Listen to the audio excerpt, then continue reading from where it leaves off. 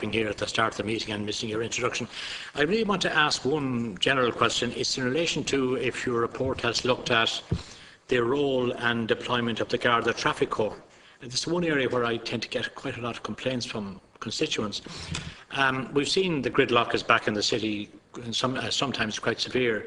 Recently, a couple of weeks ago, there was a traffic accident on the M50, and the entire M50 on the north side of the city was in gridlock for a couple of hours. And I was coming into the city that morning myself, and I have, from my own observation, the traffic, particularly when I got to Fairview, where there are three junctions coming together, and the traffic was stopped, and motorists were trying to drive through red lights and into yellow box junctions. The whole thing was mayhem. But there wasn't a Garda to be seen anywhere. You know, and in a situation like that, you need somebody on the ground to intervene, to stop people from driving into through red lights or whatever, you know. And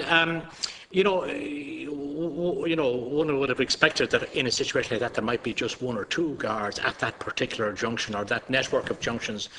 And it's not the only complaint. I mean, at times I do get this complaint about about traffic congestion and parking. And I know that it's not just the Garda Traffic Corps. You have the Dublin City Council have traffic management, and Dublin Bus have their own cameras and all that, but they're really only interested in bus movement. But from regards to the general traffic management and regulation, okay, let's have you looked at the Garda's role in that? Let's get a response. Okay, who wants to take? Mr. Tolan. First of all, we looked at the structure because we found you've got a Garda National Traffic Bureau, you've got Dublin Metropolitan Region Traffic Unit, each division in Dublin has a traffic unit, you have traffic units all around the country.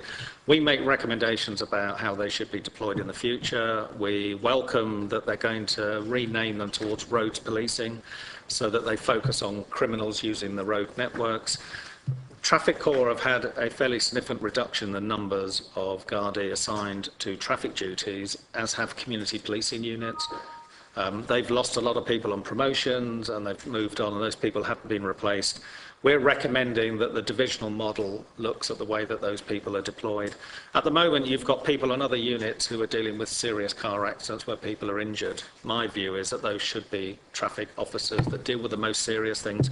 Motorways are probably one of the most dangerous places for a police officer to operate.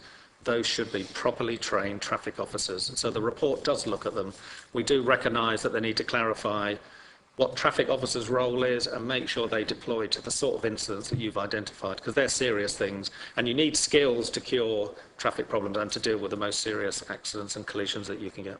Thank you.